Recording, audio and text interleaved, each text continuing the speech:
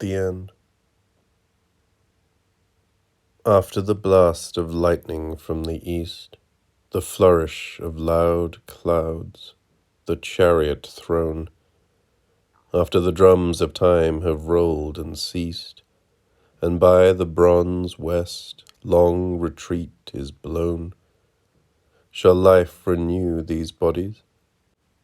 Of a truth all death will he annul, all tears assuage, or fill these void veins full again with youth, and wash with an immortal water age? When I do ask white age, he saith not so. My head hangs weighed with snow, and when I hearken to the earth, she saith, my fiery heart shrinks, aching. It is death, mine ancient scars shall not be glorified, nor my titanic tears, the seas, be dried. The Unreturning. Suddenly night crushed out the day, and hurled her remnants over cloud peaks, thunder-walled. Then fell a stillness such as harks appalled, when far-gone dead return upon the world. There watched I for the dead, but no ghost woke. Each one whom life exiled I named and called, but they were all too far, or dumbed, or thralled, and never one fared back to me, or spoke. Then peered the indefinite, unshapen dawn with vacant gloaming, sad as half-lit minds, the weak-limbed hour when sick men's sighs are drained. And while I wondered on their being withdrawn, gagged by the smothering wing which none unbinds, I dreaded even a heaven with doors so chained. Minors. There was a whispering in my hearth, a sigh of the coal, grown wistful of a former earth it might recall. I listened for a tale of leaves and smothered ferns, frond forests, and the low, sly lives before the fawns. My fire might show steam phantoms simmer from time's old cauldron, before the birds made nests in summer, or men had children. But the coals were murmuring of their mine, and moans down there of boys that slept wry sleep, and men writhing for air. And I saw white bones in the cinder shard, bones without number, for many hearts with coal are charred, and few remember. I thought of some who worked dark pits of war, and died digging the rock where death reputes. Peace lies indeed. Comforted years will sit soft-chaired in rooms of amber. The years will stretch their hands, well cheered by our lives' ember. The centuries will burn rich loads with which we groaned, whose warmth shall lull their dreaming lids while songs are crooned. But they will not dream of us poor lads, lost in the ground.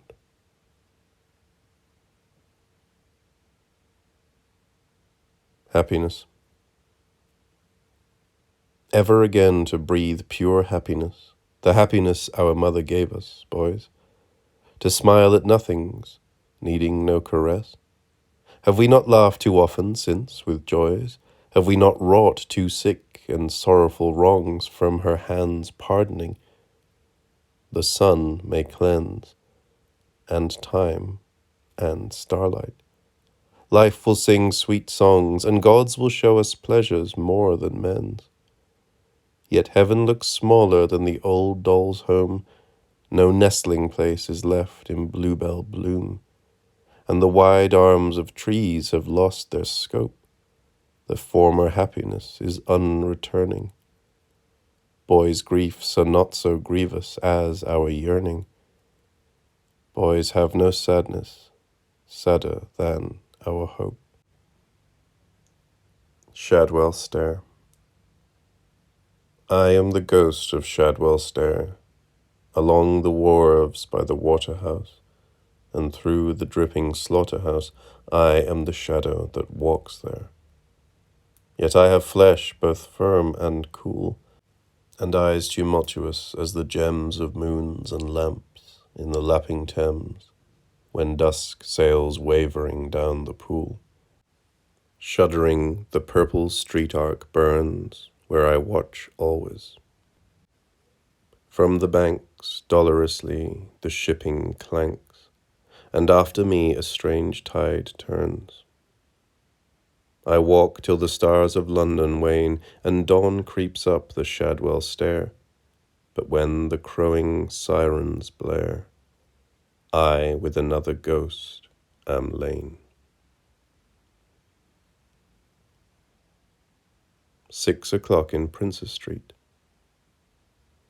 In twos and threes they have not far to roam, crowds that thread eastward, gay of eyes. Those seek no further than their quiet home, wives walking westward slow and wise. Neither should I go fooling over clouds, following gleams unsafe, untrue, untiring after beauty through star crowds, dared I go side by side with you. Or be you in the gutter where you stand, pale rain-flawed phantom of the place, with news of all the nations in your hand, and all their sorrows in your face. The roads also.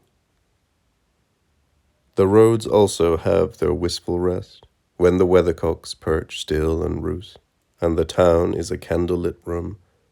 The streets also dream their dream. The old houses muse of the old days, and their fond trees leaning on them doze. On their steps chatter and clatter stops, on their doors a strange hand taps. Men remember alien ardours, as the dusk unearths old mournful odours. In the garden unborn child souls wail, and the dead scribble on walls. Though their own child cry for them in tears, women weep, but hear no sound upstairs. They believe in loves they had not lived, and in passion past the reach of the stairs, to the world's towers or stars. Hospital barge at Cérisy. Budging the sluggard ripples of the Somme, a barge round old Cérisy slowly slewed. Softly her engines down the current screwed, and chuckled in her with contented hum, till fairy tinkling struck their croonings dumb, the waters rumpling at the stern subdued, the lock-gate took her bulging amplitude. Gently from out the gurgling lock she swum. One reading by that sunset raised his eyes to watch her lessening westward quietly, till, as she neared the bend, her funnel screamed, and that long lamentation made him wise, how unto Avalon, in agony, kings passed in the dark barge, which Merlin dreamed. December 8th, 1917. Training. Not this week, nor this month, dare I lie down in languor under lime trees or smooth smile. Love must not kiss my face pale that is brown. My lips, parting, shall drink space mile by mile. Strong meats be all my hunger, my renown. Be the clean beauty of speed and pride of style. Cold winds encountered on the racing down shall thrill my heated bareness, but awhile none else may meet me till I wear my crown. June 1918. Sonnet to a Child. Sweet is your antique body, not yet young, beauty withheld from youth that looks for youth, fair only for your father, dear among masters in art. To all men else uncouth, save me, who know your smile comes very old, learnt of the happy dead that laughed with gods, for earlier suns than ours have lent you gold. Sly fawns and trees have given you jigs and nods. But soon your heart, hot beating like a bird's, shall slow down, youth shall lop your hair, and you must learn wry meanings in our words.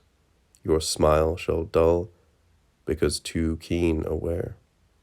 And when for hopes your hand shall be uncurled, your eyes shall close, being opened to the world. To Eros.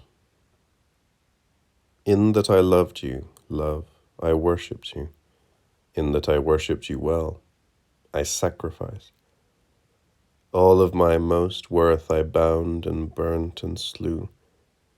Old peaceful lives, frail flowers, firm friends, and Christ.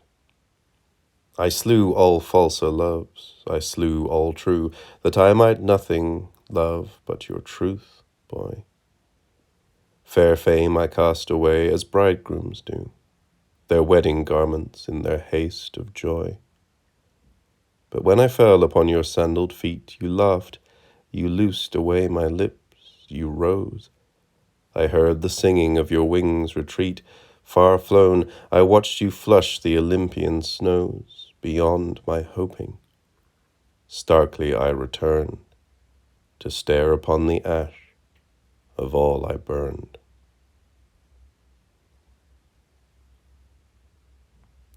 My shy hand. My shy hand shades a hermitage apart, O large enough for thee and thy brief hours. Life there is sweeter held than in God's heart, stiller than in the heavens of hollow flowers. The wine is gladder there than in gold bowls, and time shall not drain thence nor trouble spill. Sources between my fingers feed all souls, where thou mayest cool thy lips and draw thy fill. 5 cushions hath my hand for reveries, and 1 deep pillow for thy brow's fatigues. Languor of June all winter long, and ease for ever from the vain untravelled leagues. Thither your years may gather in from storm, and love that sleepeth there will keep thee warm. The kind ghosts.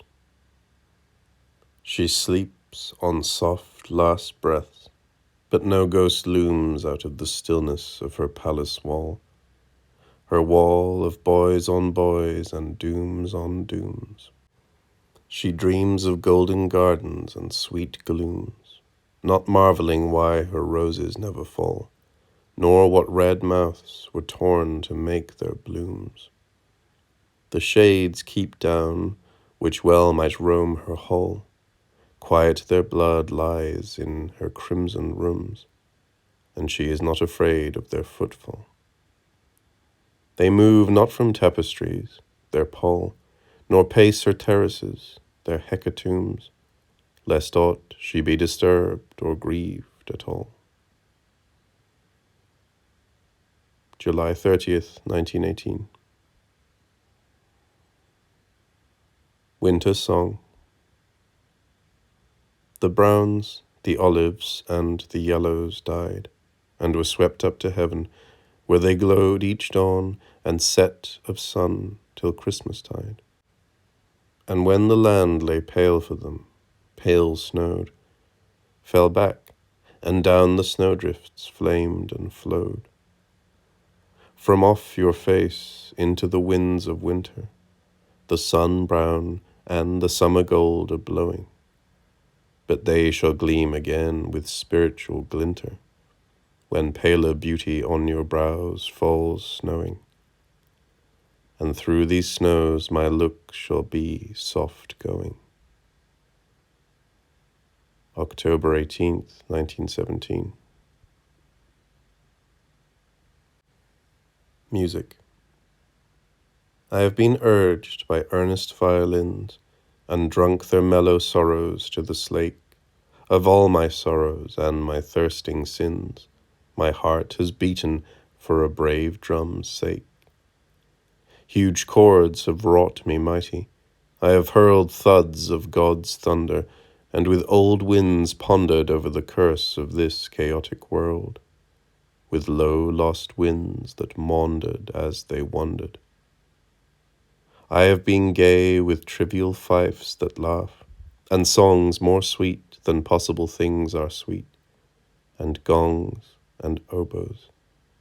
Yet I guessed not half life's symphony till I had made hearts beat, and touched love's body into trembling cries, and blown my love's lips into laughs and sighs. October 1916 to 17. Storm.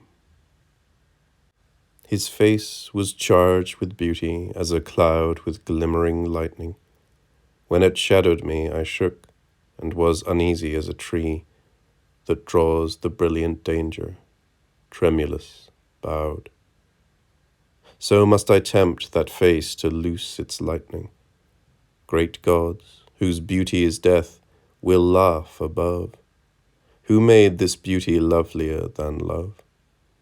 I shall be bright with their unearthly brightening. And happier were it if my sap consume.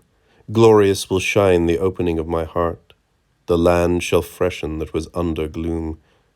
What matter if all men cry aloud and start, and women hide bleak faces in their shawl, at those hilarious thunders of my fall?